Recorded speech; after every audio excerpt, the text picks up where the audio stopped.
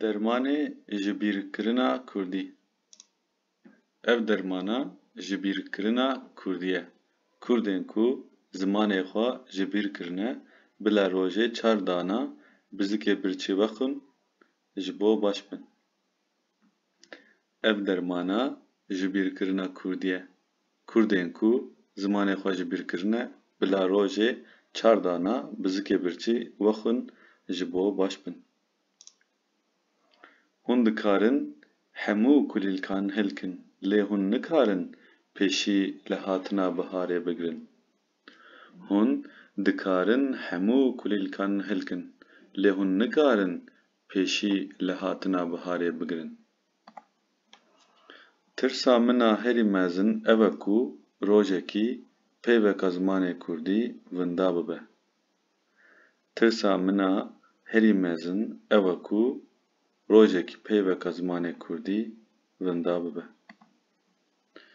Ji peyvên Kurdî merhemek çê dikim, da ku birînên xwe pê derman bikim.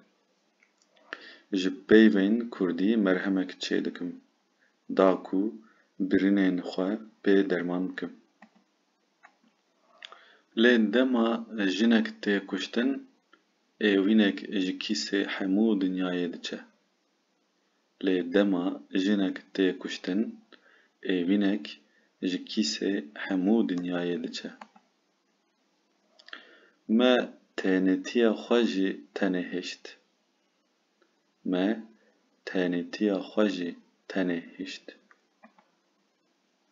Hevî wek xwe ye, têr nake, lê çêjê dide xwarinê. Hêvî wek xwe ye, têr nake, lê çêjê dide xwarinê. Yek heye bi sedî, sed heye ne bi yekî. Yek heye bi sedî, sed heye ne bi yekî. Ê zane dike, ê hindik zane şîretan dike, ê nizane rexne dike, ê jê nayê bike reş dike. Guherîna sereke di jiyana min de ev roj bû ku dayika min televîzyon girt û ez mecbûrî xwandinê kirim. Guherîna sereke di jiyana min de ev roj bû ku dayika min televîzyon girt û ez mecbûrî xwandinê kirim.